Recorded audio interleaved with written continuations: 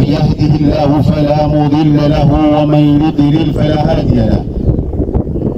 وأشهد أن لا إله إلا الله وحده لا شريك له،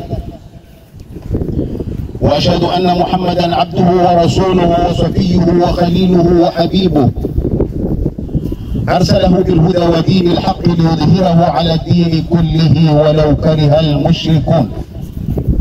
عباد الله، أوصيكم وأوصي نفسي بتقوى الله، فقد فاز المتقون. يا أيها الذين آمنوا اتقوا الله حق تقاته ولا تموتن إلا وأنتم مسلمون. Waislamu watukufu, leo ni siku ya Idi, ni siku ya furaha, ni siku ya ushindi kwa Waislamu wote ulimwengu mzima. Kwa sababu gani ni ushindi? Takbira zinapigwa wakati Waislamu wameshinda. Na sisi Mwenyezi Mungu Subhanahu wa Ta'ala alipotufaradhishia saum, shahru Ramadhan alladhi unzila fihi alquran, huu mwezi wa Ramadhani ambao umeteremshwa Qur'an, na ndiyo sababu yake iwe ni faradhi kufunga. Alafu mwisho Allah akatuambia walitukmilu al-iddata walitukabbiru Allah ala ma hadakum, kamilisheni idadi ya siku za kufunga. Alafu mwisho mpige takbira, furaha ya takbira. Kwa nini? Ala ma hadakum, kwa lile ambalo kwamba Mwenyezi Mungu amewaongoza nalo mkafaulu. Tumefunga mwezi mzima sisi siku 29, ndio kufaulu kwetu. Mwenyezi Mungu Subhanahu wa Ta'ala ametupa ujira mkubwa. Sasa ndio sababu tupige takbira, na takbira hizi zimefungamana na siku kubwa ambayo kwamba ni siku ya Idi, kusherehekea. Mbona Mwenyezi Mungu Subhanahu wa Ta'ala atupe siku maalumu ya kusherehekea baada ya kufunga? Naam, al-Eid wa kullu ma aada wa takarrar. Idi ni kila kitu ambacho kwamba kinajirejelea na kukaririka. Sisi bin Adam, Mwenyezi Mungu aliyetuumba anatujua udhaifu wetu, anatujua kwamba sisi ni watu, ni viumbe ambao tunahitajia kusherehekea katika maisha yetu.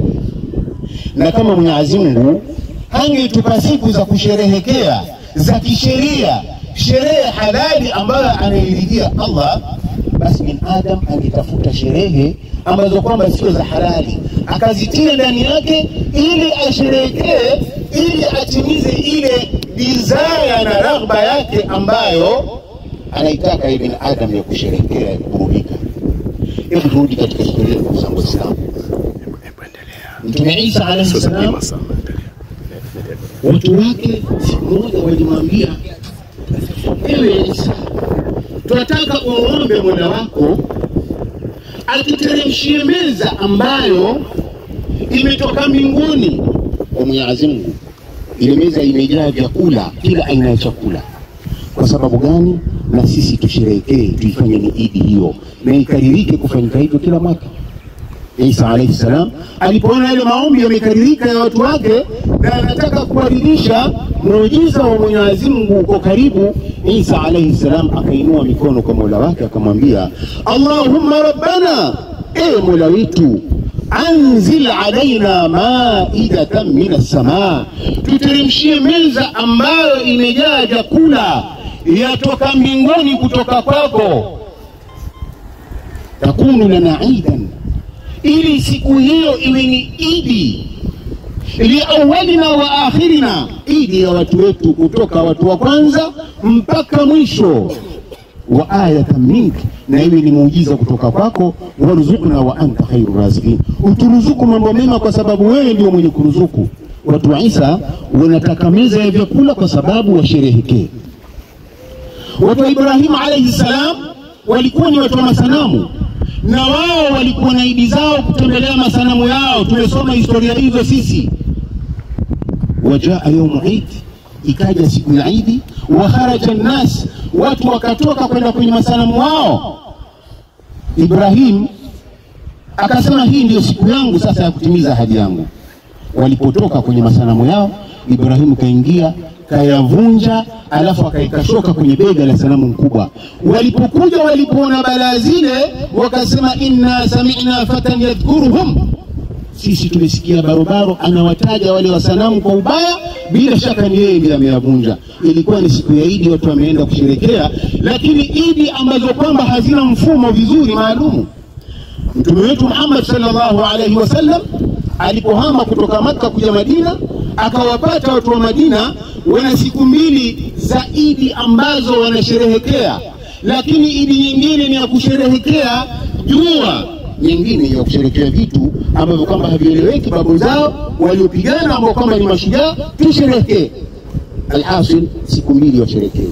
Mtume akawaambia hizi Idi hizi hazifai, haziko katika sheria, lakini Mwenyezi Mungu amewabadilisha Idi mbili ambazo kwamba ni Eidul Udhiya, Idi ya mfungo tatu ya kuchinja, wa Eidul Fitri, na Idi ya kula ya kufungua. Ndio Idi hii ndugu zangu Waislamu ambayo tumefunga mwezi mzima wa Ramadhani, leo twala sisi, ndio sababu tutafanya Idi.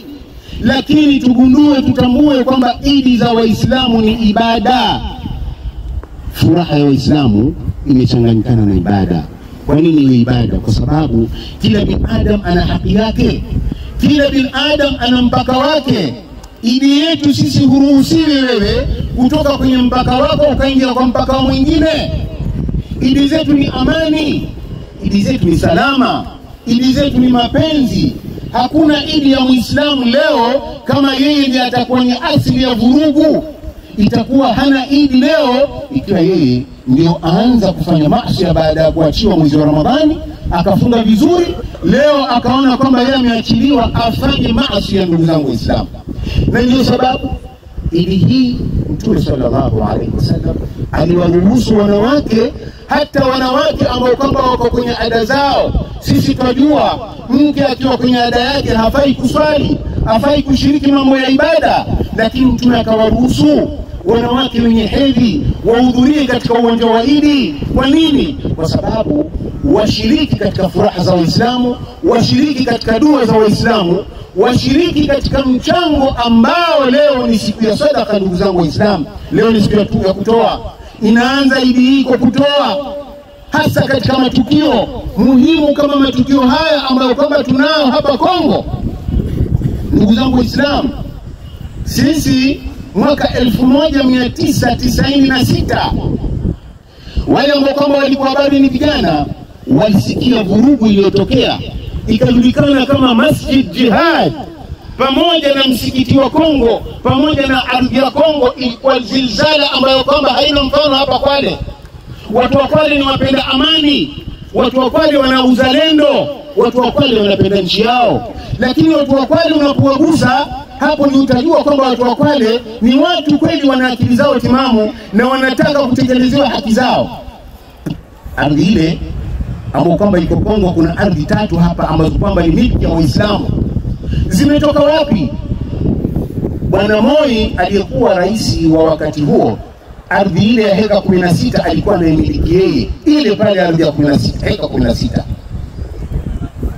Waislamu walipoitaka ardhi hii ina heka 17, hii hesaba na nusu, hii ya tiwi hapa. Alafu hapa kuna ardhi ambayo kwamba ni ufuoni, heka 2. Hizi zote ni ardhi za Waislamu. Bwana Moi alipozidiwa na lile vurugu, akaona kwamba atoe cheti, atoe hatimiliki, title deed ya watu wa Kongo, ya watu wa Kwale, ikaitwa Kwale Muslim. Ikatolewa ile hatimiliki na Bwana Moi, tukakabidhiwa Waislamu. Haikuandikwa ardhi ile kwamba ni watu binafsi, ikaambiwa ni Kwale Muslim. Title deed ile ipo, ilitolewa mwaka 2002, 2012. Hati ile ikatolewa 2012. Bwana Moi akatuma mtu akaja kutukabidhi Waislamu wa Kwale kwamba hii ni ardhi ya wakfu ya watu wa Kwale, sio ardhi binafsi ya watu wengine. Sasa baada ya miaka, sisi tunajua ardhi ni Waislamu, kumetokea watu majambazi, kumetokea watu wakora, kumetokea watu wa tamaa ambao wana tamaa zao za kibinafsi, sio za Uislamu. wanadai kwamba ardhi ile ni yao, na wakafanya bidii wakaenda mbio za kiharam, ikatolewa title deed yao mwaka jana November 2024 ikatoka title deed yao ya 2024. Niambie, title deed ya Uislamu iko baada ya miaka 10 itoke nyingine ya majina ya watu binafsi 2024. Ndugu zangu Waislamu, haya ni mambo ambayo kwamba Waislamu mpaka wayajue, wakumbuke historia yao. Na sisi tunatoa salamu hizi, Waislamu tunatoa salamu hizi. Tunatoa salamu hizi kwa serikali yetu ya national government, ya kwamba watu wa Kwale ni watu wa amani, hawataki vurugu watu wa Kwale. Lakini wakati wa kuleta nyoko wewe, watu wa Kwale utawaona sio watu wazuri, na ni watu wazuri bado. Tunasema serikali, national government, hali hii waiingilie haraka sana, watatue mzozo huu. Na county government bila shaka mambo haya wanayajua, walikuwa kwenye historia, na wao ni wenzetu, twajua ni Waislamu wenzetu. Na Kwale haidhulumu Muislamu wala haidhulumu Kristo. Tunasema ardhi ile ni yetu, na tunataka serikali iingilie haraka upesi sana. Na kama hawatuingilia, tunasema hivi, ardhi ile sio ya kuuzwa. That land is not for sale. Ardhi ile sio ya kuuzwa, na atakayenunua, buy it at your own risk.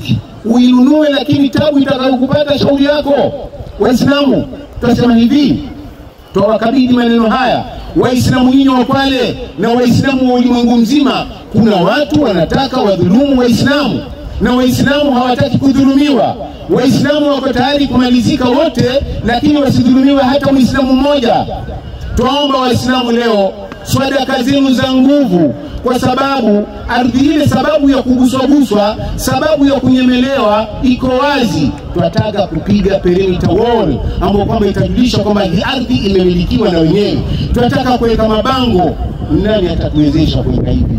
Kama kuna mtu mmoja anaweza kufanya hilo, tafadhali ajitolee. Lakini sisi tunajua kwamba hata akijitolea, Waislamu wako tayari kutoa sadaka zao kuweza kukamilisha zoezi hilo. Tufanye sadaka zetu kwa nguvu. Lori ya mawe tuijua, chuma ya bei yake tuijua, jiwe moja bei yake tuijua, lori ya mchanga tunajua bei yake. Utakachotuletea sisi wallahi tutashukuru, ili tupate hizi materials, tupige perimeter wall hapa insha Allah. Tusemeni insha Allah Waislamu, tusemeni insha Allah Waislamu, insha Allah. Bidhi hawa maadui mikononi mwenu Waislamu, tuwakabidhi mikononi mwenu hawa maadui Waislamu, kwa dua, kwa maombi na kila kitu. Ndugu zangu Waislamu, inna Allaha wa malaikatahu yusalluna ala nabi ya ayyuhalladhina amanu sallu alayhi wa sallimu taslima. Allahumma salli ala Muhammadin wa ala ali Muhammadin. Ni siku ya Idi, leo ni siku ya kula, ule vyakula vya halali. Leo ni siku ya Idi, utembee una furaha. Maankuzi ya Waislamu siku ya leo, baada assalamu alaykum wa rahmatullah, nitaqabbal Allahu minna wa minkum, Eid mubarak. تقبل الله منا ومنكم. الله تقبل منا إنك حميد مجيد. آمين. ربنا تقبل منا إنك أنت حميد مجيد وتب علينا إنك أنت التواب الرحيم. آمين. Leo ni siku, ni sunna kubadilisha njia. Kama umekuja na njia hii, badilisha na njia hii kama hakuna mto. Kwa nini? Kwa sababu ukutane na Waislamu wengi, usalimiane nao, uzidishe baraka ya siku ya leo. Leo ni siku ya kula.